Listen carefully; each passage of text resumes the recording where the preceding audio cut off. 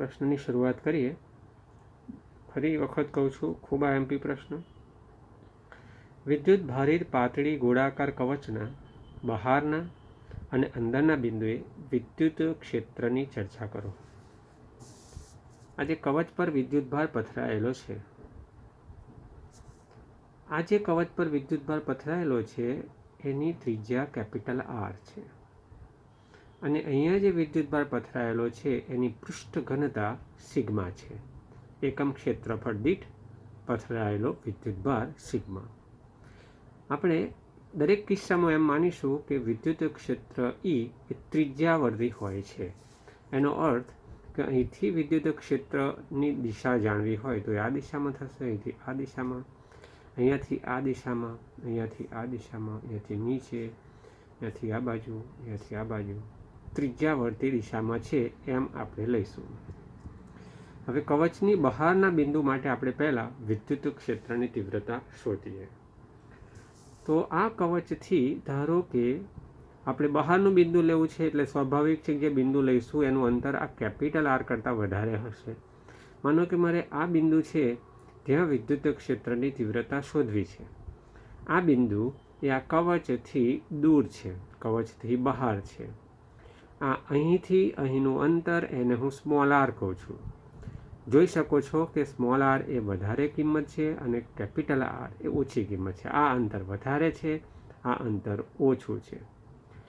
હવે આપણે અહીં આગળ પી બિંદુ પાસે પહેલાં જે ક્ષેત્રફળ અને સાથે સાથે ત્યાં વિદ્યુત ક્ષેત્રની તીવ્રતાની દિશા પણ જાણવી પડશે. ગાઉસિયન સપાટી માટે આપણે કુલ ફ્લક્સ ફાઈ બરાબર શું લખતા હતા? તો આપણે કુલ ફ્લક્સ ફાઈ બરાબર પહેલાં સૂત્ર જે ભણ્યા હતા, ફાઈ બરાબર ઈ ડોટ એ, ઈ અને એનો ડોટ ગુણાકાર, એ એટલે ક્ષેત્રફળ. અહીં આગળ એની દિશા તો આપણે કહ્યું કે ત્રિજ્યાવર્તી એટલે અહીં આગળ એની દિશા અહીંથી આ દિશામાં થશે. અને ત્યાં આગળ જે ક્ષેત્રફળ સદિશ હોય તો આ જે પૃષ્ઠ બનાવ્યું આપણે, તો આ પૃષ્ઠ આગળનું અહીંનું ક્ષેત્રફળ સદિશ પણ આ દિશામાં હોય, લંબ હોય અને બહારની તરફ હોય. જો અહીં આગળ પૂછવામાં આવે તો વિદ્યુત ક્ષેત્રની તીવ્રતા એ આ દિશામાં થાય અને એનો જે ક્ષેત્રફળ સદિશ થાય એ પણ આ જ દિશામાં થશે, એટલે બંને વચ્ચેનો એંગલ. એવું કોઈ પણ જગ્યાએ આપણે બહારની તરફ જ આવે એટલે ઈ અને એ વચ્ચેનો ખૂણો થશે 0. એટલે cos 0 એટલે 1 થશે. એટલે ઈ ડોટ એ એટલે જે આપણે આ ગાઉસિયન પૃષ્ઠ ધાર્યું એનું ક્ષેત્રફળ.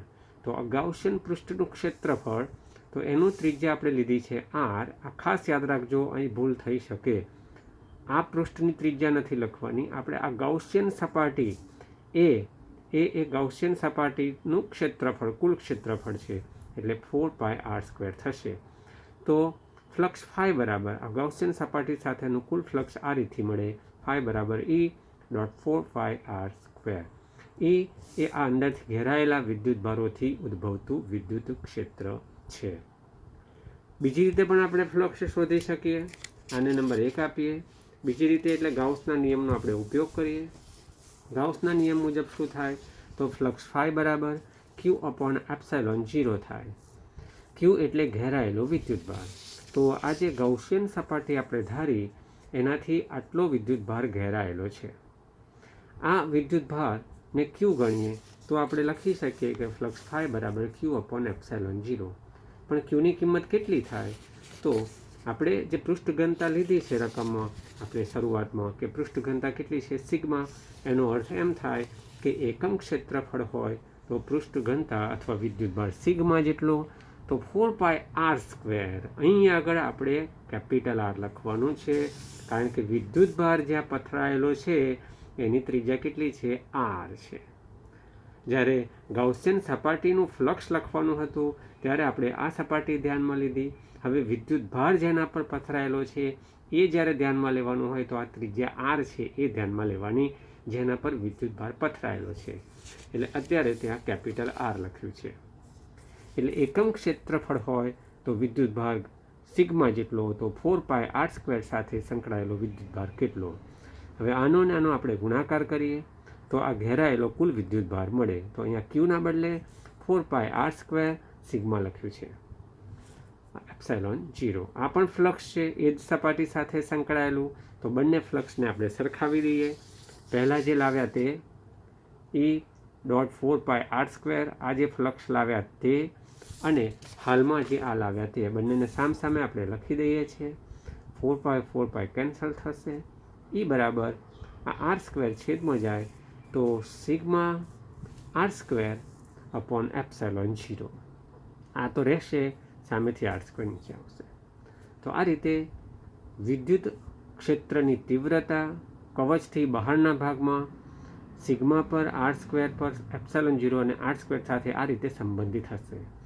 આ બધામાંથી સિગ્મા એ પૃષ્ઠ ઘનતા છે, r એ જેના પર વિદ્યુતભાર પથરાયેલો એ કવચની ત્રિજ્યાનું મૂલ્ય છે, એપ્સાઇલોન 0 અચળ છે. આ બધું જ અચળ છે, એટલે એ ચલે છે 1/r² થાય બહારના ભાગમાં. એટલે અહીંથી આપણે આ બધા વિદ્યુતભારથી જેમ જેમ આપણે દૂર જઈએ એમ 1/r² અનુસાર વિદ્યુત ક્ષેત્રની તીવ્રતા ઘટતી જાય આનાથી બહારના ભાગમાં. તો આ એક ફોર્મ્યુલા આપણે આ તારવ્યું છે. કેટલાક સાહિત્યની અંદર આપણને આ જ સૂત્ર તારવીને આપ્યું છે, પરંતુ એમાં આ જે વિદ્યુતભારની કિંમત આપણે અહીંયા આગળ જે 4πr² સિગ્મા મૂકી એના બદલે ક્યુના ક્યુ જ લખવામાં આવે તો શું થઈ શકે? તો એ પણ સમજી લો કે આપણે E×4πr² એ તો આગળ લાવ્યા, આપણે ફ્લક્સ સંકળાયેલું છે E.4πr² તો લાવ્યા જ છે, તો એ તો લખ્યા જ E.4πr². અહીં આગળ સામે Q/ε0 જ રાખવામાં આવ્યા. Q/ε0 આનું આ જ Q/ε0. આ પણ ફ્લક્સ અને આગળ લાવ્યા એ ફ્લક્સ, તો એને આપણે અહીંયા લખ્યા. તો E બરાબર થશે, આ Q ત્યાં રહ્યા 4πr² અને ε0 અહીં આગળ આવશે. જો તમે 1/4πε0 ની કિંમત K મૂકી દો તો E = KQ/r² થાય. અને આવું સૂત્ર આપણે બિંદુવત વિદ્યુતભારથી ઉદ્ભવતા વિદ્યુત ક્ષેત્ર માટે તારવ્યું હતું, જે એમ સૂચવે છે. એટલે 1/4πε0 બરાબર જો તમે K મૂકી દો સ્મોલ k, તો આ એક્ઝેક્ટ એ જ સૂત્ર થયું જે બિંદુવત વિદ્યુતભાર ક્યુના કારણે r અંતરે આપણને ઉદ્ભવતું વિદ્યુત ક્ષેત્ર આપણને મળ્યું હતું. તો એ આમ સૂચવે છે કે આ બધો વિદ્યુતભાર જે પથરાયેલો છે એ ઘણી દૂરથી આપણે જોઈએ તો એ બિંદુવત વિદ્યુતભાર જ ગણાય છે. તો આ આપણે બહારના વિસ્તાર માટે વિદ્યુત ક્ષેત્રની તીવ્રતાનું સૂત્ર તારવ્યું.